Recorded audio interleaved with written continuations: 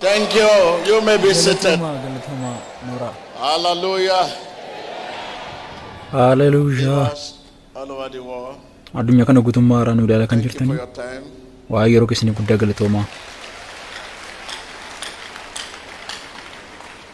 God's time is the best. Yeroon waaqayyoon At caala. this time, Yeroo you can isaatti do everything. waan hundumaa gochuu hin dandeessa. For me, Yeroon kun anaaf yeroo waaqayyooti jedha. Yeroon kun yeroo isa caalu anaaf waaqayyo anaaf kennedha jedha. about the message, the integrity of the word. When God's word say yes, no one can say what? Guyyaa irraa waa'ee dubbii waaqayyoo wal wajjin alla. Waa'ee eenyummaa dubbii sagalee No waaqayyoo. one can say no. Tell your Dubbiin neighbor waaqayyo the eeyyee jedhee namni integrity tokkollee of the word. lakki jechuu hin danda'u. That is the word of God. Namni tokkollee lakki jechuu hin danda'u. The word is God speaking to us. Tell your neighbor, the word is God speaking to us. Dubbichi waaqayyo Can nutti I hear dubbatudha. you? Nama sin bakka jirtu hima. Yeah, the word Dubbichi is waaqayyo God nutti speaking dubbatudha. to me. Dubbichi waaqayyo nutti To you. dubbatudha. So you may not look at it in that way. The word Dubbichi is God waaqayyo anattis speaking anattis dubbachaa jirudha. to you. Hallelujah. Yes. He speaks to us through his word. Dubbichi by his waaqayyo spirit. nutti dubbatudha. The integrity of the word. The word is God speaking to Karaa dubbii us. isaatii hafuura isaatiin nutti dubbata The waaqayyo. word is always now. If it's not now, Dubbichi karaa waaqayyo ittiin nutti dubbatudha. something is Waaqayyo wrong nutti somewhere. dubbatudha. The word is Dubbichi yeroo hundumaa always ammadha. now. Tell your neighbor. Yeroo hundumaa I can ammeedha hear you. dubbichi. I can hear Dubbichi you. yeroo hundumaa ammadha. Nama sin bakka jirutti hima. That is Dubbichi yeroo hundumaa integrity of ammadha. the word. Dubbichi yeroo hundumaa ammeedha jedhatti dubbadha. It is now. Eeyyee kana eenyummaan It dubbichaa. believes now. Dubbichi yeroo hundumaa It ammadha. receives now. Amma fayyisa, It confesses now. It acts amma now. argaa, ammoo Now. dubbata, It laughs amma now. hojjeta. It looks now. It dances now. It speaks now. It Amma, talks now. amma, Now. amma. Now. Tell your neighbor the word is always now. I can hear you. It's now. Nama sin bakka jirutti hima dubbichi yeroo hundumaa ammadha ittiin jedha. It's Dubbichi yeroo hundumaa ammadha ittiin jedha. as it is written in the book of Amma, Hebrews amma, 11:1, ammadha. is in the present tense, at now, looks now, receives now, believes now, confesses now, now. The word is always now. Take note of that. That is the word of God. Let's just look at the book of Dubbichi yeroo hundumaa ammadha. 4, Kana dubbiin sagalee waaqayyo. verse 12. For the word of Kutaa macaafa God qulqulluu is keessaa given. erga gara warra Ibrootaa boqonnaa afur lakkoofsa 12 irraa The ilaalu. word of God is what? And what? Dubbiin waaqayyo jiraataadha. Humna hojjetaa of keessaa qaba. Any two-edged sword, Billaa gara lamaan qarame caalaa qara qaba. sharper than Inni any lubbuu fi hafuura two-edged buusaaf dhukaa gargar hin sword, baasa. Yaadaa fi akeeka garaa namaas even to qoree the faraduu division of hin danda'a. soul and spirit, and of joint and marrow, and is a designer of the thought and intent of the heart. That is the word of God for you. I believe you have it in your Bible just like that. It's the same Dhukaa way. fi lafee namaa gargar baasee Word of God. arguu hin danda'a. Jesus is the living word. The word Kana dubbiin sagalee waaqayyo. is always now. Now. No created thing Kana dubbiin is sagalee hidden waaqayyo. from him. Dubbichi ni jiraatan Yesuusidha. No what? Dubbichi yeroo hundumaa ammadha. I can hear you. Ammadha. The integrity Wanta uumamee jiru keessaa no wanta tokkollee isa jala created dhokatee hin jiru. is hidden from him. Wanta uumamee jiru keessaa wanta tokkollee He isa jala dhokachuu hin danda'u. knows the thought. Wanta uumamee jiru keessaa wanta tokkollee isa jala dhokachuu hin danda'u. He Kanadha knows eenyummaan when you dubbicha. speak, wanta uumamee jiru keessa waan tokkollee si jala kan dhokate hin jiru. Some will say in the name of Jesus and does not believe that name. Yaada garaa namaa keessa jiru hin beeka. Some will say, oh, maal akka garaa namaa keessa laphee namaa keessa jiru hin beeka. Jesus and it's not Jesus. Yeroo nuti wanta amane dubbannu hin beeka. A man may confess Jesus and not such in heart. Namni tokko afaan isaatiin Yesuus jedhee dubbachuu danda'a. Keessatti immoo akkas ta'uu dhiisuu danda'a. Afaan isaatiin Yesuus jechuu danda'a. Keessaa garuu immoo akkas ta'uu dhiisuu danda'a. Namni afaan isaan Yesuus jedhee dubbachuu danda'a. Keessatti immoo akkasti amanee jiraachuu dhiisuu danda'a. Paastiriin tokko afaan isaatiin Yesuus jedhee dubbachuu danda'a. Keessatti immoo akkas ta'uu dhiisuu danda'a. Geggeessaan tokko afaan isaatiin Yesuus jedhee dubbachuu danda'a.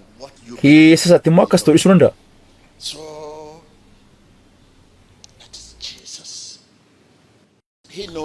Inni garuu beeka. Haala laphee keenya waan nuyi itti amannee jirru hin beeka. Har'a maaliif akkasiin as dhuftan? Lafa kana maaliif akkasiin jirtan? Inni beeka. Fayyina barbaacha akkasiin dhuftan, dinqii barbaacha akkasiin dhuftan, bilisa ba'uudhaaf akkasiin dhuftan. Maaliif akkasiin as jirtan? Hin beeka. Sababni isaa wantoonni kun kiristaanotaaf wantoota abdachiifamanidha. Kan isaan ittiin argataman bira gaaman garuu amantii qofaanidha.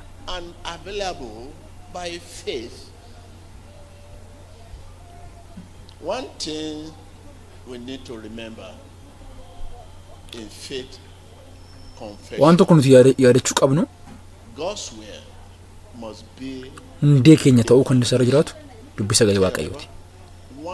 Dubbiin sagalee Waaqayyoo bu'uura keenya hundee keenya ta'utu irra jiraata.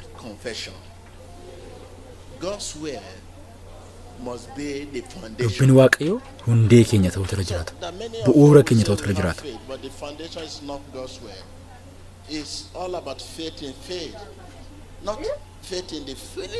Amantii qabna of hin jennu. Garuu immoo dubbii Waaqayyoo irratti hundoofne baay'een keenya. Hundeen keenya dubbii Waaqayyoo miti. Kun murteessaadha. Kana beekuutu sirra jiraata. Dubbiin sagalee Waaqayyoo hundee kee ta'uun irra jiraata. Dirqamadha. Faith in the soul, faith in the sea, faith in the this, faith in that. What kind of faith are you talking about? The faith, God's will, must be the foundation. Dubbiin sagalee Waaqayyoo hundee keenya ta'utu irra jiraata. You are talking about. I'm there. I'm aware. I know. It's for you. You must know the truth and be convinced concerning God's will. Dhugicha beekuu qabna. Wanta fedha Waaqayyootti immoo amanuu qabna. Wanti nuti gaafannu fedha Waaqayyootiin kan utubame kan deeggarfame yookiin kan deeggarame ta'utu irra jiraata. You must know the truth and be convinced. Dhugicha beekuutu nurra jiraata. Wanta fedha Waaqayyootti immoo amanuutu nurra jiraata. Wanti fedha Waaqayyoo wanta nuti gaafannu kan utube ta'uu qaba. What are we talking about? Waa'ee maal dubbadhaa jira? Waa'ee dubbii sagalee Waaqayyooti. Waa'ee eenyummaa dubbii sagalee Waaqayyooti. I can hear you. Nama isin bukkee jirutti himaa. When you look at the book of First Samuel. Tokkoffaa Saamu'eel boqonnaa 17 lakkoofsa 45 kaasnee haga 50 isa jiru yommuu ilaallu David spoke the word of faith. Daawit yeroo dubbii amantii dubbatu agarra. Jecha amantii yeroo dubbatu. He spoke the word of faith. Dubbii yookiin jecha amantii dubbate. Otoo Gooliyaadiin kufin dura jechuudha. Nafaana jirtu. David spoke the word of faith before what? Daawit dubbii amantii dubbate. Dubbii amantii dubbate. Osoo Gooliyaadiin kufin dura. Anyone can shout victory after victory is won. Namni kamiyyuu erga moo'ichi argatame booda iyyuu hin danda'a. Oo jechuu hin danda'a. Namni kamiyyuu iyyuu hin danda'a. Erga mo'atee booda namni kamiyyuu iyyuu hin danda'a. Namni kamiyyuu wacuu hin danda'a. Namni kamiyyuu erga fayyee booda iyyuu hin danda'a. Erga bilisa ba'ee booda iyyuu hin danda'a. Oo gooftaa jechuu hin danda'a. Iyyuu hin danda'a. Namni kamiyyuu erga eebbifame booda iyyuu hin danda'a. Erga raajummaa dinqii ta'e wayii isa qaqqabe booda namni kamiyyuu iyyuu hin danda'a. Namni kamiyyuu wacuu hin danda'a. Raajummaa wayii himamee erga mirkaneeffamee yookiin erga raawwatee booda namni kamiyyuu iyyuu hin danda'a. Namni kamiyyuu wacuu hin danda'a. Eeyyee hin danda'a. Garuu fayyuu dura iyyuuf amantii barbaachisa. Utuu bilisan bahin dura garuu iyyuun amantii barbaachisa. Erganni ta'e isa iyyoomu utuu hin taane utuu wanti sun hin ta'in dura iyyuun garuu amantii barbaachisa. Utuu kadhatti namaaf hin deebiin Yesuus galatoomi jechuun amantii barbaachisa. Erga kadhatti namaaf deebi'ee booda Yesuus galatoomi jechuun amantiin barbaachisu. Utuu kadhatti namaaf hin deebiin dura garuu galateeffachuun amantii barbaachisa. Fayyina booda bilisa ba'uu booda galateeffachuun amantiin barbaachisa. Isa dura gochuun garuu amantii barbaachisa. God's word is our contact with Jesus Christ. Dubbini waaqayyo Yesuusii wajjin kan wal nu qunnamsiisudha. I can hear you.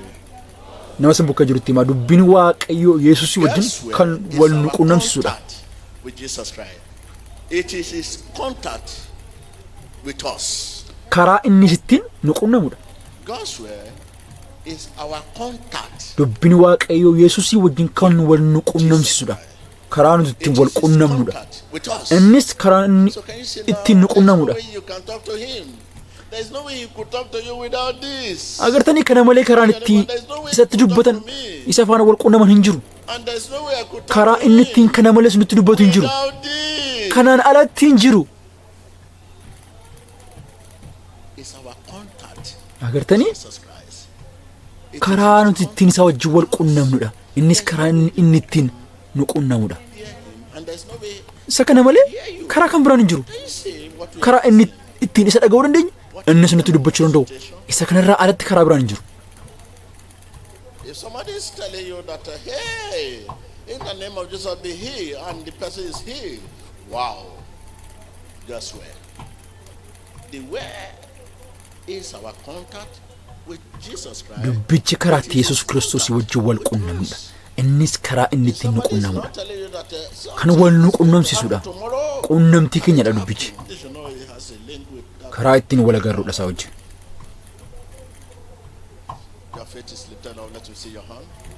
Amantii keessan jabaachaa jirtu yoo ta'e harka keessan ol kaasaa. Nama sin bukkee jiru gaafadhaa. Amantiin kee maalirra dhaabbatee jira? Hundeen isaa maalidha jedhaa gaafadhaa.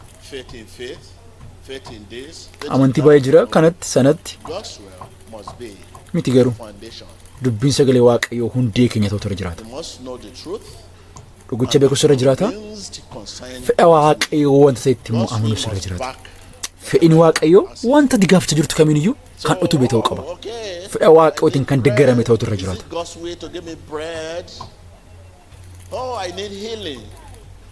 Kanaafuu daabboon barbaada. Fedha waaqayyootiin daabboon naaf kennan. Fayyina barbaada. Fayyina an barbaadu sana anaaf kennuun garuu fedha waaqayyooti.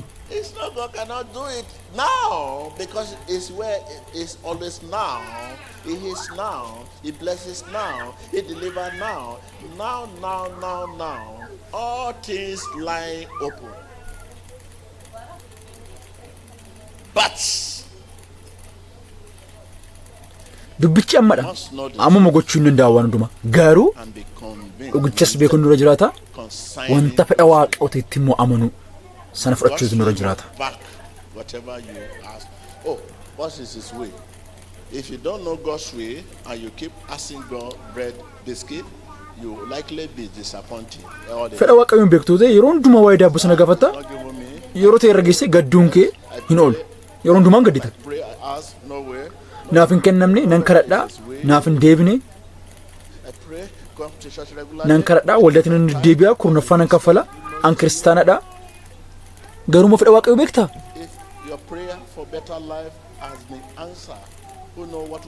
Fedha waaqayyoo beektaa? Utuu kadhannaan ati jireenya wayyaadhaaf kan irra caaluuf kadhatte sun siif deebi'eera ta'eeti eenyutu beeka tarii har'a wanta jireenya kee irra ga'ee jiru? Kanaan dura siif deebi'eera utuu ta'eeti har'a jireenya kee maal keessa akka jiru eenyutu beekuu danda'a? Mana guddaadhaaf to be a governor, to be president, pirezidaantii ta'uudhaaf bulchaa ta'uudhaaf waan ati kadhatte sun hundumtuu siif deebi'eera osoo ta'eeti har'a irratti wanta jireenya kee irra ga'ee jiru eenyutu beekuu danda'a. My prayer to have a baby boy or baby girl kana argachuuf sana argachuuf wanta ati kadhatte sana hundumaa siif deebi'eera utuu ta'eeti har'a irratti jireenya kee irraa wanta ga'ee jiru eenyutu beekuu danda'a. Wanta mudachuu danda'u eenyutu beekuu danda'a. Yeroon waaqayyo hundumarra hin caala. Dhugicha beekuus irra jiraata. Wanta fedha waaqootitti immoo amanu fudhachuutu irra jiraata. Tarkaanfiin keenya hundumaa fedha waaqootiin kan deeggarame ta'utu irra jiraata.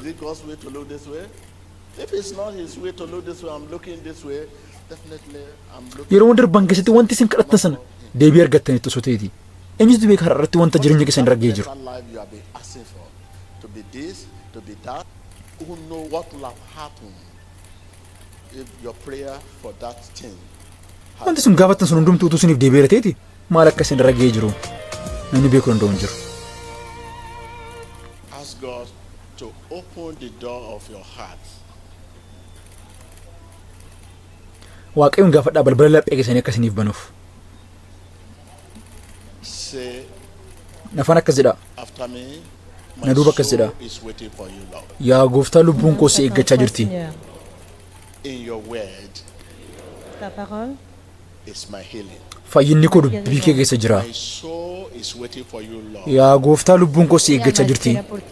In your word, en tu palabra is my salvation. Fayyinni koo dubbii kee keessa jira. My soul is waiting for you, Lord.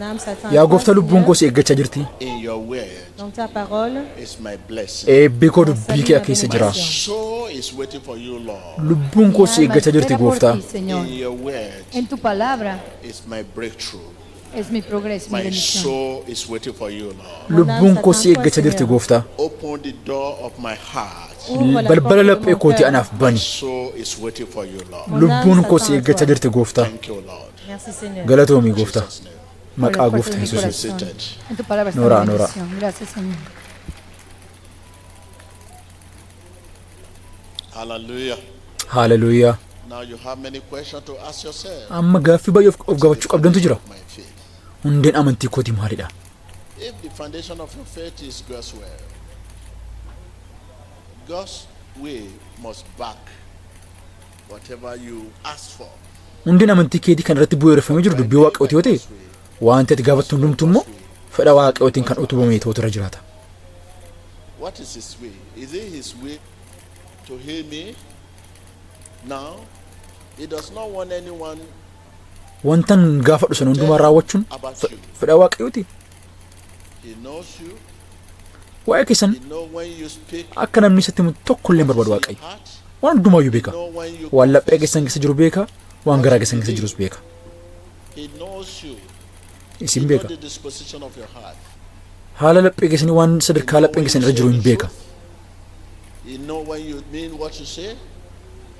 And all what we are asking for, healing, deliverance, blessing, Wanti nuti isa gaafannu kan hundumaa prosperity, are available by faith. amantiidhaan bira gahama. Amantiidhaan argatama. It's in the present tense. It is now. Amantiin immoo yeroo hundumaa waan ammaati. Amma fayyisa, amma eebbisa, amma bilisa baasa, It frees now. amma wa gargaara. Now. Amma His ammadha. word is always now. Dubbichi yeroo hundumaa kan ammaati kan You har'aati. must know the truth. Dhugicha beekuutu irra jiraata. Convinced Wanta fedha waaqootaatti immoo his way. amanuu fudhachuutu irra jiraata. God bless you. Waaqayyo sana eebbisu.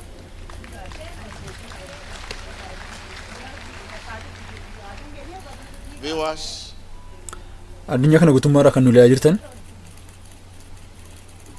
no created thing wanta uumamee jiru keessaa is hidden. isa jalaa kan dhokate tokko illee hin jiru. Waaqayyoon jalaa kan dhokate tokko illee hin jiru. Viewers all over the world, Addunyaa kana guutummaarraa kan ilaalaa jirtan us out.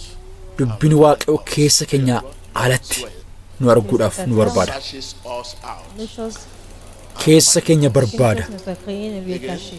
La parole de Dieu nous cherche et nous trouve. That is this number here. It searches you anywhere you are. Are you in the prison? Where are you? Bakka barbaadannu jiradha. Or where are you? Searches us Fageenya harka waaqayyoon daangessu. and find us. Dubbiin waaqayyo barbaadee nu argata.